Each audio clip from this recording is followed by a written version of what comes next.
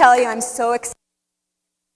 Today I'm going to share a little bit of my story and why I started Little Warriors. I'm from a little place called Miramichi, New Brunswick. Anybody know where that is? I always get at least one or two. Small place, 10,000 people. I was a little girl. My mom was a single mother and didn't have a lot of money. So my sister and I into my grandparents' house. Little did my mom know that my grandfather was a serial pedophile. So from the ages of 8 to 10, I was sexually abused by my grandfather for 2 years. We lived in an 1,100 square foot house. Most of you are probably thinking, wow, that's small. How could that even happen?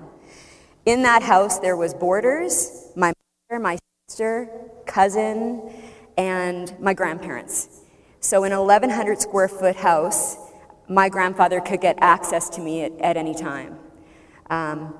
Like most child molesters, they are hunters and they are manipulators.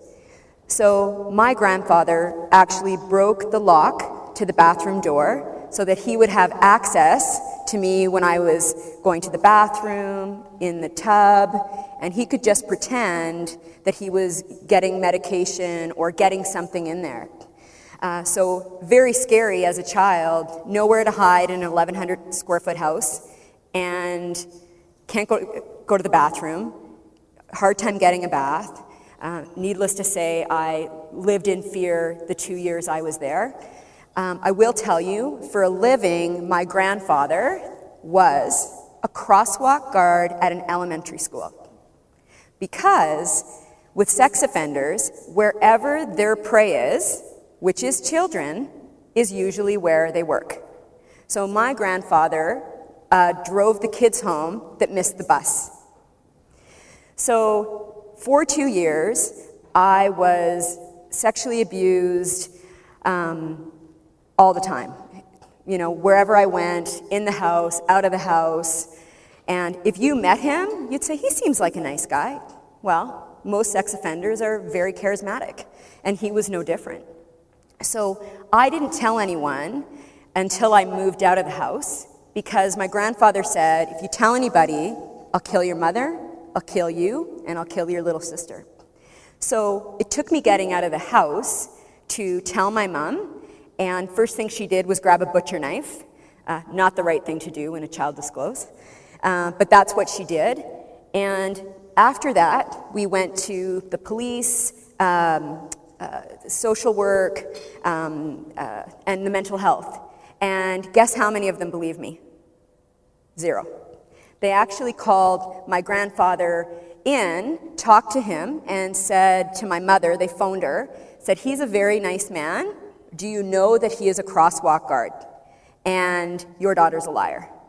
So that was harder than the abuse, is they didn't believe me, and I knew he'd be able to hurt other kids.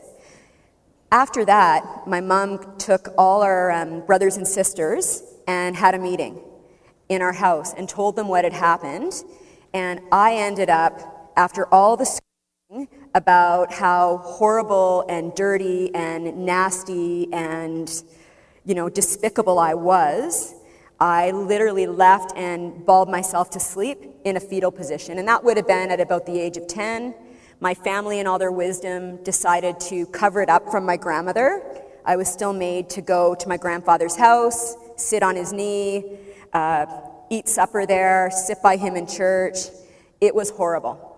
By 12, I sat in my dad's bathroom floor with a razor in my hand, and I went in there and said, I'm either in or I'm out, and this is it.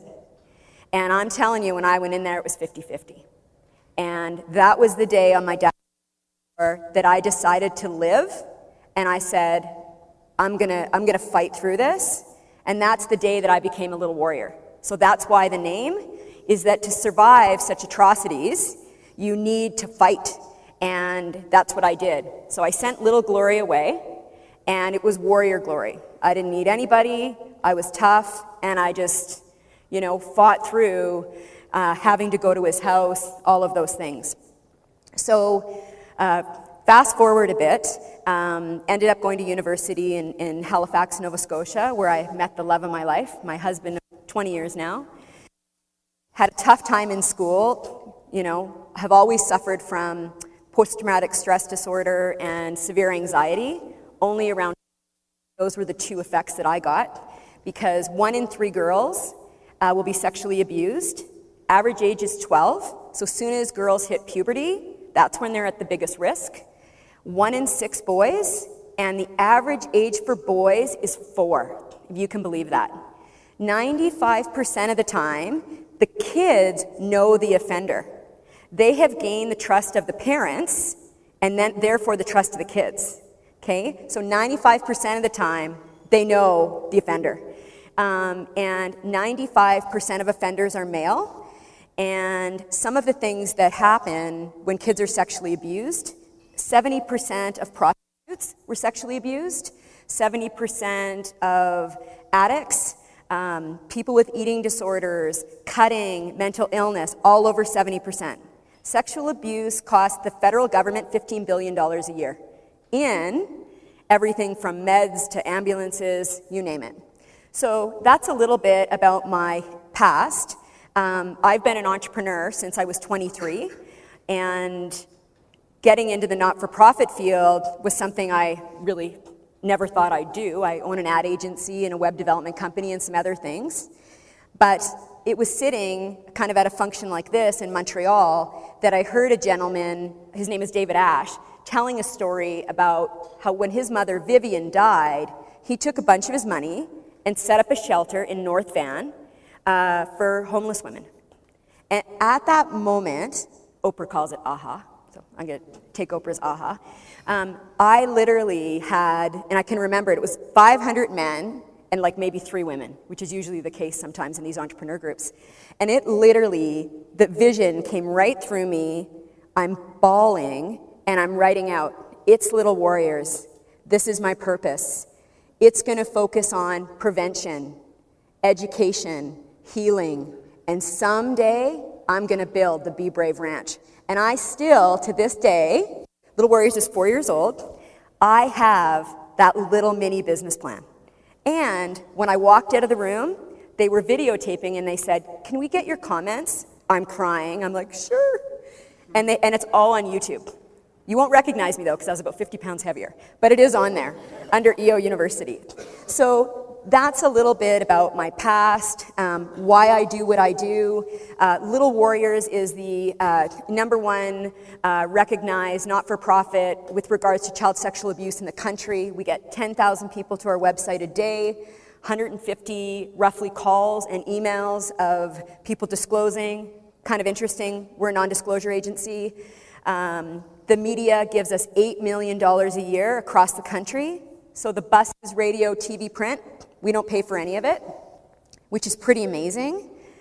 And so all of that is free. And the other thing that we do is prevention. So we have the only third-party evaluated, research-based prevention program.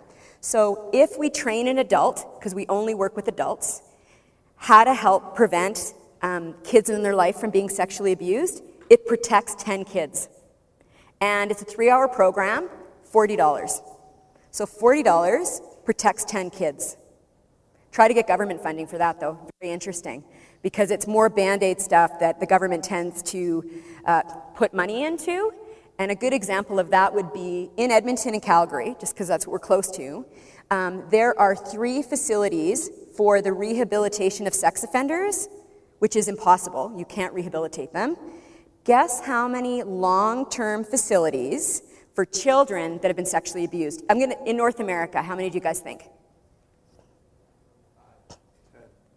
0.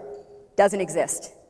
Basically, there's a new child advocacy center in Calgary, but that is for disclosing, investigation, and trial. Once you're done that, Merry Christmas, you're on your own. So my dream is to build the first treatment center in North America.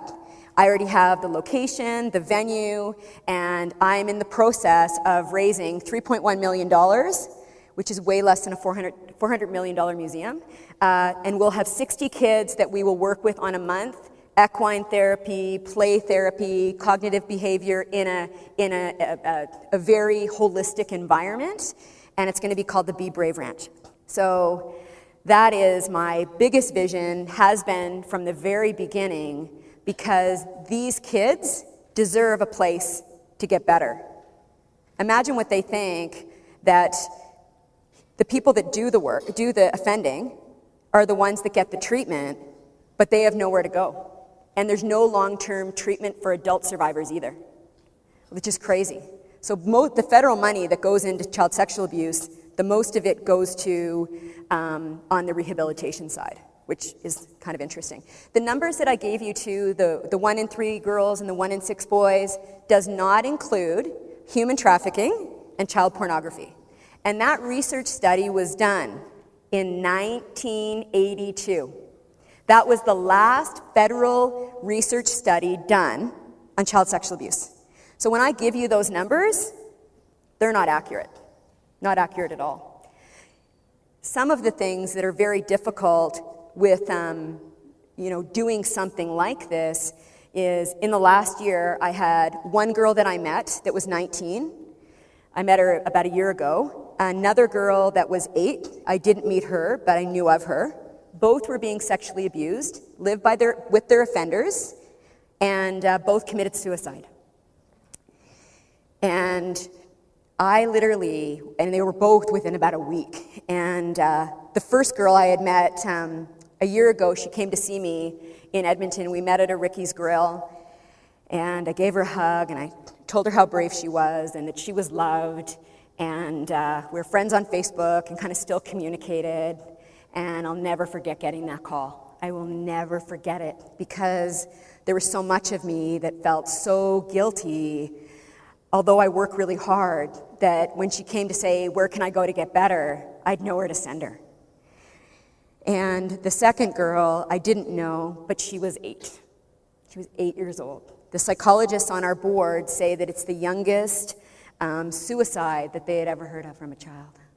So someday, and it will happen because I know it, and my new term is unstoppable, because I got the universe behind me, is when this ranch, when I raise the money and we bring in the first 60 kids, I am going to be there, and I'm going to tell all of those little kids that the reason that the Be Brave Ranch is here is because they're lovable, we love them, and we care. And they deserve to be better because they did nothing wrong. And that's what they need, is a chance to be able to get better. So I'm really excited about that. And every 30 days when a group of kids graduates, I'm going to be there and tell every single solitary group just how much they're loved. And I want to learn how to do equine therapy and play therapy so that I can go there and work with them, so that they can feel the energy around myself and all the other staff about how much we love them. Because a lot of kids tell their parents, and guess what happens? Liar, I don't believe you. Your father'd never do that. And the kid is the one that gets booted out. I'm still estranged pretty much from my family. I was 8. What does an 8-year-old know about any of that stuff? You look at Randall Hopley, who was the guy in Vancouver that was in jail for raping a young boy. He got back out, then he kidnapped the little 4-year-old, and one of the media, because I do a lot of media interviews, they're like, are you surprised? I said, are you kidding me? Serial offenders, child sex offenders are serial. He was in jail, he got out of jail, and he did it again. What do you not get about that? We had another young girl that pressed charges against her dad. Imagine how hard that was. He went to jail for 6 months, which, by the way, average time served in Canada for sexually abusing a child, average time served, 6 months. Okay? You could steal my purse and write a check, and you get more time. That's crazy. On the Graham James, which is all over the media, people were outraged. How can this happen? 2 years for raping Theo and his cousin. We put him in jail for Sheldon, another boy. Hey, you can get back out. Then I think it was Switzerland, hired him as a coach. The Canadian authorities called there and said, hey, you know that he's a convicted child molester, right? Yeah, but you know what? It'll be okay. We've got, things in place, right? Crazy. So the average sentence, time served, is 6 months. So they go in, they get out. And by the way, I've talked to thousands of survivors. Guess how many I know actually got their offenders convicted? 5. They ain't going through the system. You want to know why? Would you go through 3 years of pre-trials, trials, and getting re-raped again? Trust me, I've done that. I actually went back 4 years ago and had my grandfather convicted. They found a whole bunch of other kids. Big shocker, because they sexually abused around 75 kids each. Want to know what his sentence was? 2 years in the community. No jail time. No jail time. So when people, and we've got a Little Warriors Facebook that's very, very active. The other day, people were really mad, and they're like, I can't believe Graham James, and all this is wrong. And I finally said to them, listen, stop complaining. It doesn't get us anywhere, unless you're writing a letter to the Minister of Justice, the Prime Minister, our Premier. But sitting back and complaining that this is so horrible isn't getting anything done. So I always say to people, great, you're mad. What are you going to do about it? Are you going to donate? Are you going to volunteer? Are you going to write your politicians? Because imagine if sexual abuse is so prevalent, okay? Guess how hard it is to raise money for it. We literally at Little Warriors live every month to month. And my board says to me, what's your fund development strategy? I look at them and I say, I pray. And I pray because, I'm an entrepreneur. Get contracts, revenue, expenses, net. Well, government's not funding organizations like mine on the child sexual abuse side. Even the survivors are donating anonymously. So literally, I pray, and you wouldn't even believe it. We've been short on payroll, and the next thing you know, anonymous $20,000 comes in. So I'm telling you, my little praying strategy, it's worked like a dime. And so that's what I'll continue to do. And my faith has been, something that I've discovered over the last number of years. And the book that I'm working on is called I Am Surrender. And I've just, in the last 3 months, got it. I got forgiveness lesson, I got self-love, I got rid of my shame. Those took me about 30 years. But I'll tell you, hardest one was surrendering to the universe. Just listening to what my purpose was and just doing it like a little soldier, getting it done, and letting God, universe, Buddha, whatever you want to call him, doesn't matter to me, take over the rest. And now that I've learned that, I feel so free. I honestly do. And I know my time's up. Thanks for listening to me, and God bless.